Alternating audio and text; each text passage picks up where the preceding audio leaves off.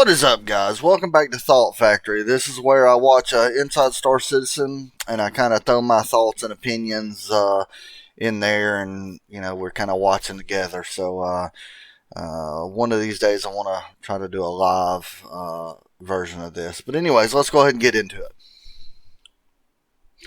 This one is Inside Star Citizen, off camera, Winter 22. So let's see.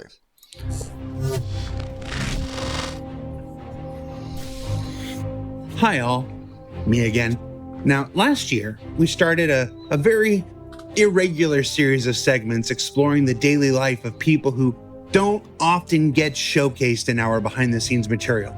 And we'd like to bring that back again this week with an origin story for someone that joined CIG last year directly from the Star Citizen community and made a big change to the quality of our trailers and weekly episodes of this very show. Now, we'll have a sprint report for you in the second half, but please give a warm welcome to one of the folks at the very heart of making ISC possible each and every week. This sounds like me. Last time, I thought it was me and it was Justin. One of my favorite parts of being a gameplay capture artist is being able to inject a little bit of fun. I thought this was funny. Like Raftron. Kind of like a... Well, the cave full of picos, from an old... Still nobody's found. Cartoon. Or series. My personal favorite has to be riding on the missile, like Dr. Strange found. Wait, what? E-roll. Like Raftron. Well, the cave full of picos, which still nobody's found. A cave full of picos, which no one has found. So you're telling me there's a cave somewhere on Star Citizen that has nothing but picos in it? Okay. We need to search for that, people. We need to search for that. My personal favorite has to be riding on the missile, like Dr. Strangelove. It's actually my desktop background at the moment. Pretty cool. It's not a missile, though. It's a bomb. Before coming to CIG, I worked as a freelance cinematographer. I started freelancing when I was still at university. I actually didn't tell anybody I was a student. By the time graduation came around, I couldn't go to my own graduation because I'd been booked at another university to film theirs.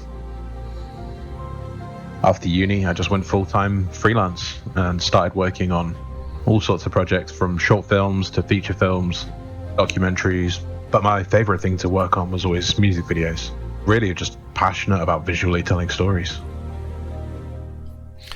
When I get the the story, behind the developer, or the in this case the cinematographer guy. Anyways, but I come to watch Star Citizen to kind of see what's new, what's going on. And right now we're just kind of getting like a biography of this guy. I'm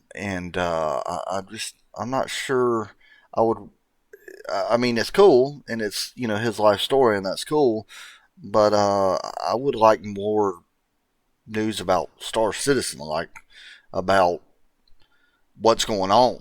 I mean, let me know in the comments if you agree, or if you think this is cool.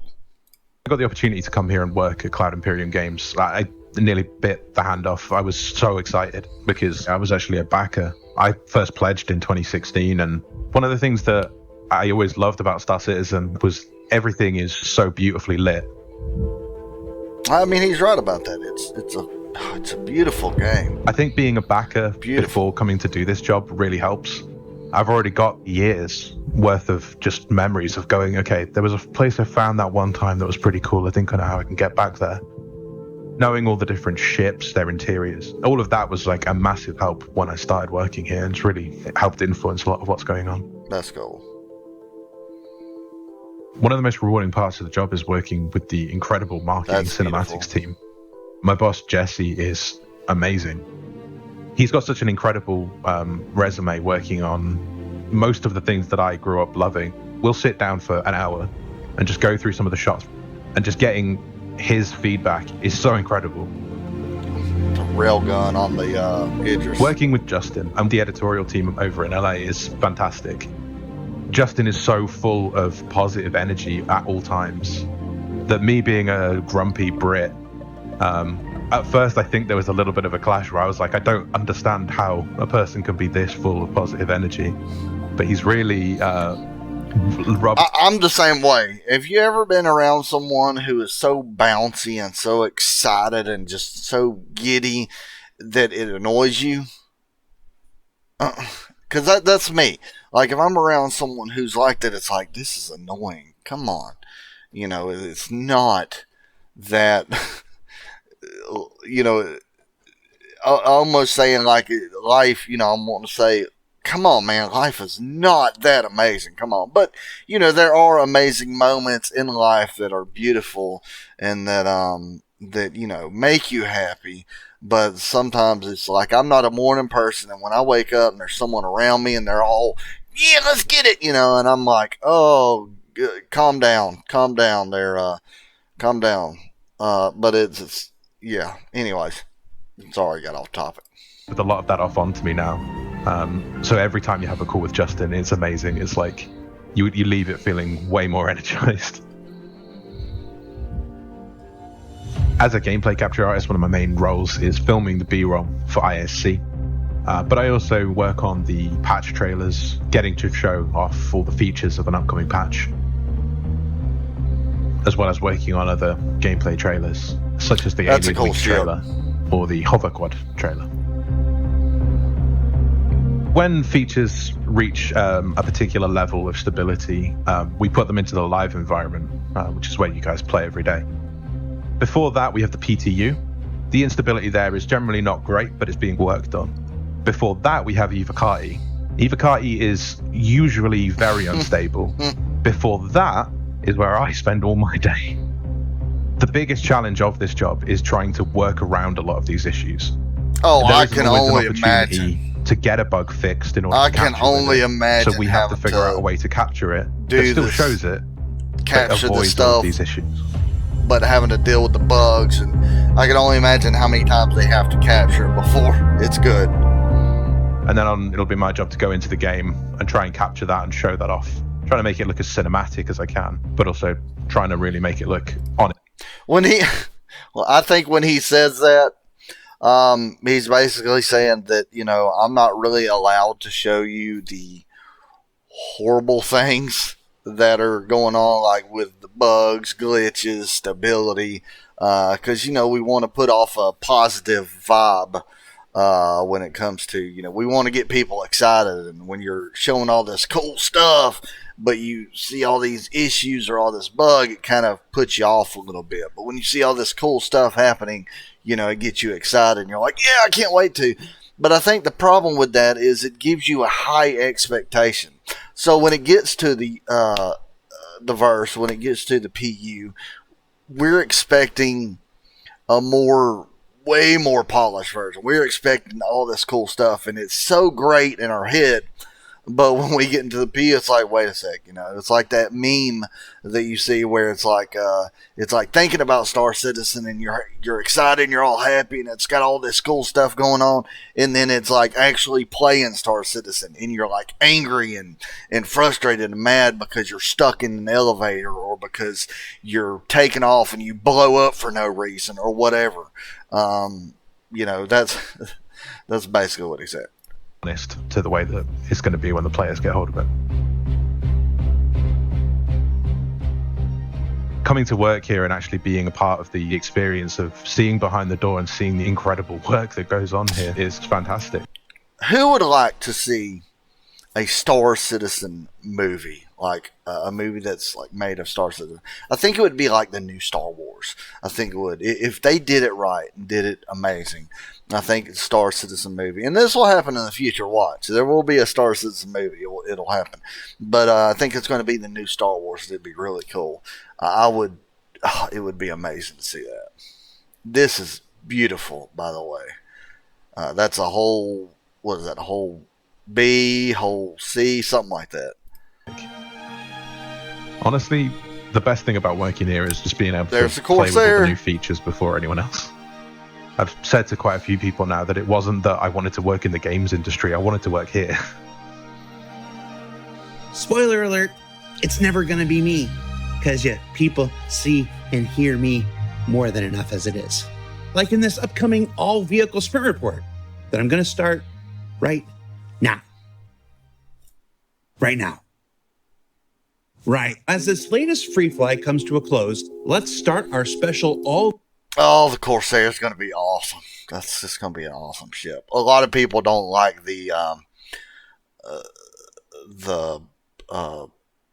where it's not even. What is that called? I forget what that's called. Symmetrical, asymmetrical, something like that.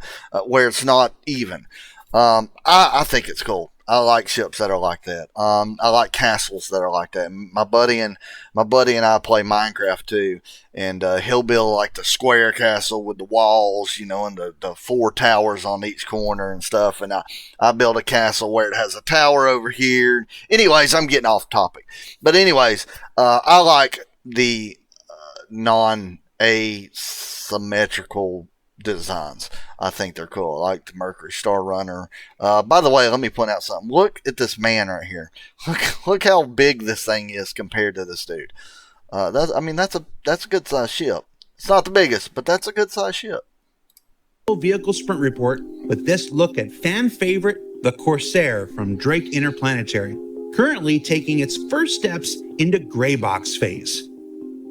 It's here that the internal layout developed in white box will be further explored and developed, making certain everyone involved is happy with just how everything fits inside.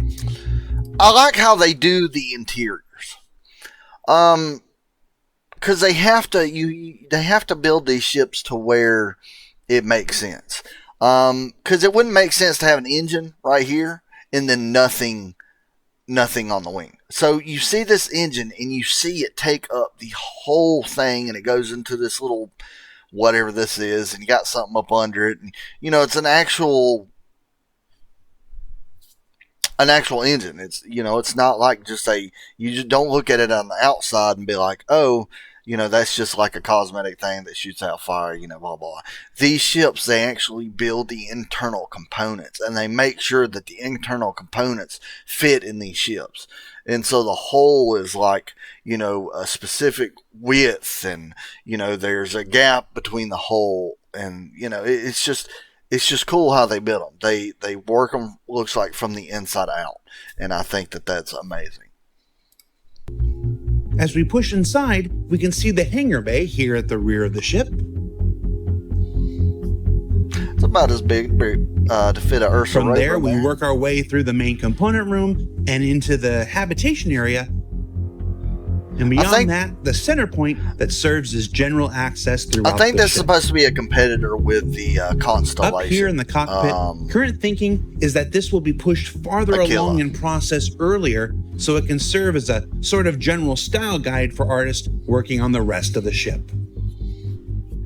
But farther along in the pipeline, let's take another look at the continuing progress of the Drake Vulture as it pushes through final art phase. Oh, that's with work cool. Now beginning on LODs, as well as these early tests on the wear and tear shader you can see here.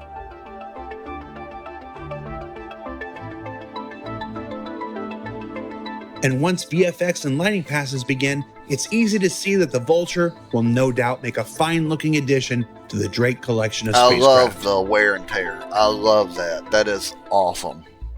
Banu Merchantman explorations continue with these white box explorations of more internal areas within, including the medical center,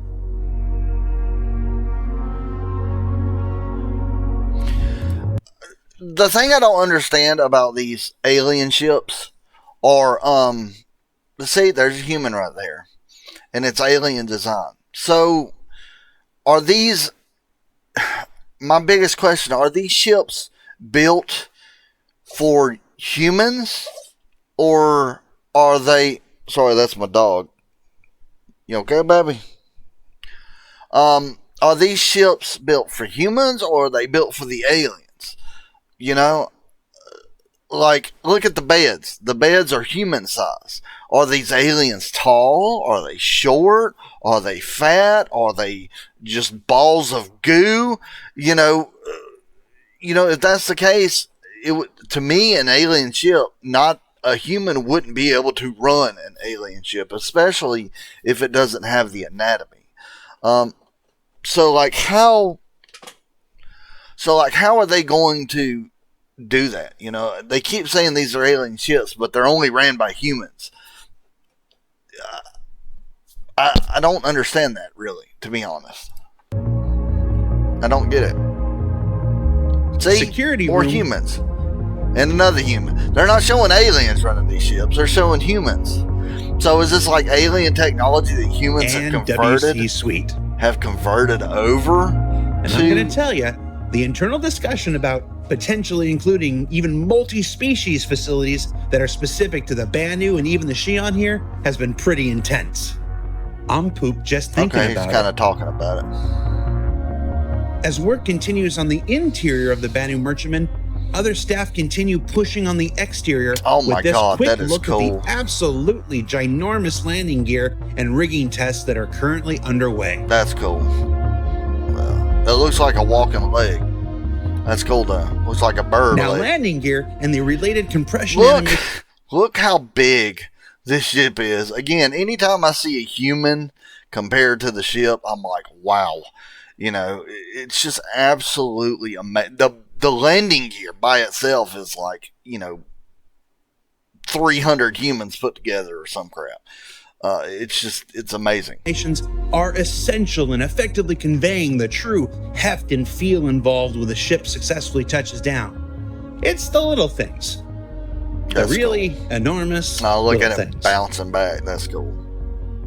Work also continues on the Scorpius from RSI as artists take one wing to final art ahead of duplicating and reversing it for the other three. There was also recent work on the entry and egress points, and even additional tints.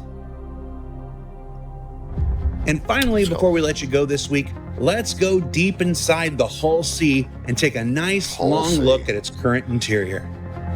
That's cool. The Miss ships always had these huge dashboards. Folks who have followed along with the development history of the Hull C will already know that it began its journey through the ship pipeline quite some time ago, before it was eventually moved to the backlog until much-needed technologies could be built. When it came time to pull it out of mothballs and start up again, many aspects of the shipbuilding pipeline had continued to evolve, along with the visual expectations of everyone involved. So while work on the... I see that ladder and it makes me think of something. There are certain ships that don't... are they going to redo the mold? Because to me, the mold is really flawed. I love the mold. That's one of my favorite ships, don't get me wrong. But the mole has a, like that ladder, which just reminded me of this, sorry. The mole has an elevator. The elevator comes down, it goes up. There's no other way in. That's the only way in that ship. To me, that's a flaw. So, what if you're there and your elevator malfunctions? You're stuck in the ship. And if you guys want to ever discuss any of this with me, you're welcome to join our Discord. The link is in the discussion below, and we can always talk about this. I love talking about the future of Star Citizen. Have many of my Discord members who, especially one in particular named Mr. Gecko, who likes to call me out on in the future, because that's my thing I say all the time when it comes to Star Citizen in the future. But anyways, I like to discuss this. I think that the mole needs some sort of airlock. The mole needs some sort of locking dot collar or something like that. There needs to be some sort of ladder just in case something happens with the elevator or whatnot. I think they need to. I think that when they did the mole, they didn't think that through. Maybe they might redo it. Who knows? Upcoming cargo refactor continues. Members of the EU vehicle content team have been gently bringing the Hull C up to modern Star Citizen standards.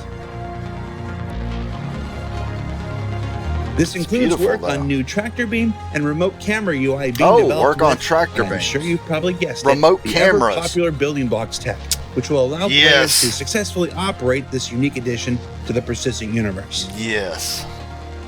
And while its smaller sibling, the diminutive Hull A, is scheduled to arrive before it in the upcoming Alpha 317, we'll continue to check in on this economy-altering vehicle as it continues its long journey from concept to completion. Can't wait. So what did we learn this week? Well, we learned that Will Price, like so many others, came from the community, and that his work is an essential part of making ISC each and every week.